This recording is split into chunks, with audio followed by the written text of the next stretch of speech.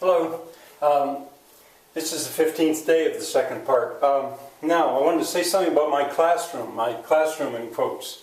Little by little, I will make this better. The light is going to be better. I'm not sure if you can see, I've got some drywall up here now. Well, I've recycled this. I'm rather proud of this in a way. By tomorrow, I might have this done. This drywall, I got out of a dumpster. There were pieces too small to use, but what I had figured out is if you cut them, even though they don't have a factory edge on them, see, this is going to be about carpentry a good bit, and you put cleats there on the joists, you can let them set there, and you'll see more of that later. Anyway, that should improve the lighting.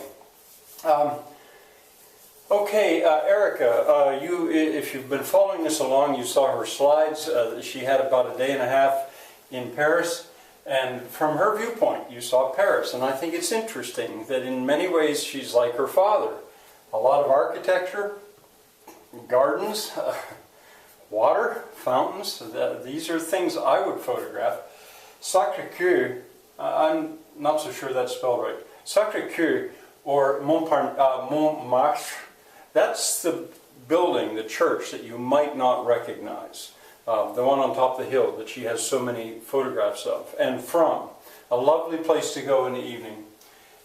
And gold leaf, I wanted to mention that gold leaf on the iron, that yellow, that bright yellow, that's gold leaf. And over the recent years, Paris has brightened up, I think, because they restored that. Well, I got to Paris at Gare du Nord, the northern station. Paris has got 4, I think, train stations, and you can't simply go through Paris. You've got to go from one train station to another train station, and I knew that. It was going to be a dilemma. I had to get across Paris, and I was a little worried about that because I had to get across Paris with all my luggage. I was carrying it all in a backpacking is what I was doing, and in the metro, I've been lost before in Paris, and it's not fun. Sometimes there's a party going on and you can't read the signs because it's so packed with musicians.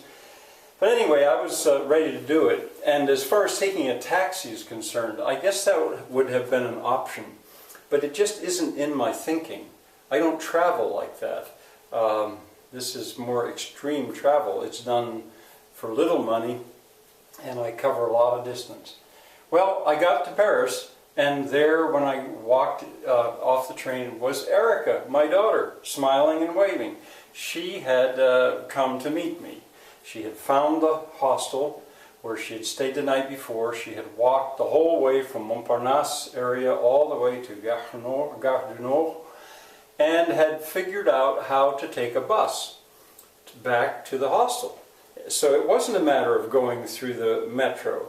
A bus, and that was so pleasant. I had no intention of touring in Paris at all, because I've been to Paris many times. But that was fun. It was still daylight, and riding the bus across Paris, I got to see the sights rather briefly. And we got then to Montparnasse. Again, I'm not sure that's spelled right. Our hostel, it was called the Aloha Hostel, I think. Not a youth hostel. They are limited to younger people. I was a pretty old person to be staying in a hostel. But anyway, when we got there, it was bad. We went into our room and it almost took our breath away. We were in there with 3 others, but they weren't there.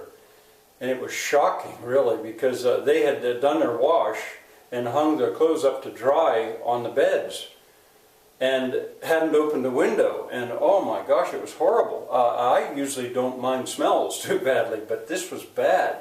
Now it was cold outside, but I opened the window. I said, I don't care, I'm opening the window. And we thought, oh, I hope it gets better than this. And off we went for supper, and found a lovely place full of action, lively, young people on the corner. It's not, I sort of wish I could tell you how to get there. It's within an easy walking distance of this hostel. Oh, and my lodging, in general, when I picked the lodging, I went just about as inexpensive as it was possible to go and still be near the train stations. I wanted to see what that was going to be like. Well, anyway, that was a very pleasant supper and a very pleasant scene at that, I don't know what to call it, a bistro maybe, a restaurant on the corner. It was lovely. Anyway, we went back, and by that time the room did not smell so bad, and the three people were there. There were two men and a young woman from Iceland. They were backpacking. They'd been on the road for weeks. They'd been all the way to Italy, I think, and back. And they were nice. We talked a while, and that was all okay. We had a morning scare, though, because we had to catch that train very early. And it was walking distance, we thought, and it was, but it was a little bit close. And when we got to Montparnasse train station, it wasn't open at the side that we went to go into. And we didn't really have time to get around to the other side. So that was a bit of a close call. We found a way to get in, and then things were okay, and off we went. Now, the train trip to Bordeaux was disappointing to me. I had been on a slower train to Chartres, which is in the same direction, in August, and with my wife years earlier, and I had liked that. They were burning off the stubble of the grain fields, and it was very pleasant and very nice. The high velocity trains, I think often the view is just not so good because everything has been so leveled out. I was just not impressed with the beauty of that land. But then I wanted to say something else. The nature of this trip was such that I was not going from city to city to city because I wanted to. If I could have avoided the cities altogether, I would have. At first I was not going to go through Paris at all. I was going to go in the south of France. But I just couldn't make it to where I wanted to. I had at first thought about taking overnight trains, sleeper trains, in order to do this great distance.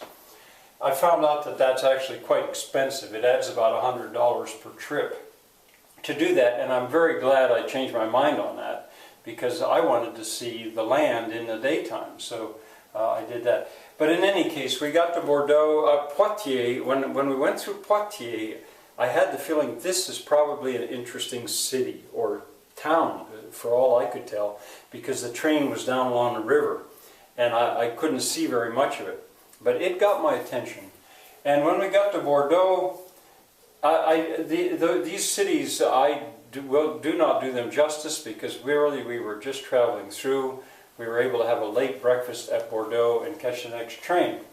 And in the next video, you'll just see five, I think, photographs from right around the train station in Bordeaux. Okay, see you tomorrow.